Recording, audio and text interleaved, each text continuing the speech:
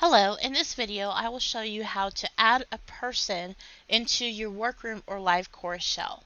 This is usually done when you're working in a workroom with other teachers to prepare content and assessments.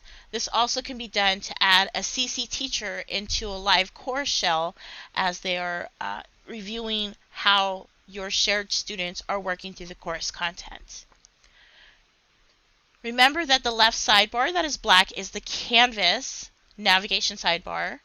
Then the white navigation sidebar that's in the same screen as your course is your course navigation sidebar. When we're looking at your course navigation sidebar, you will want to click on People to bring you to the next screen.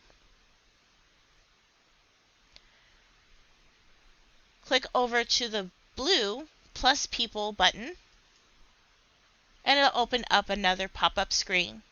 You'll want to have the CCSD AD name if you're using login ID, or their CCSD Gmail address, which is the easiest thing to do, to copy and paste from Gmail into this text box to place in the person you desire to add into your course.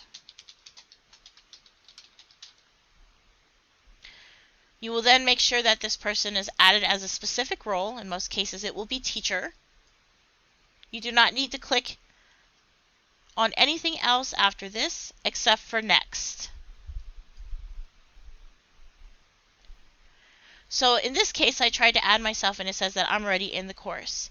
However, this screen would show you that someone is pending their accepting of being in your course by giving you a rundown list of who has been sent an invitation to the course. And then you can start over the process or add more users or cancel in order to complete the process.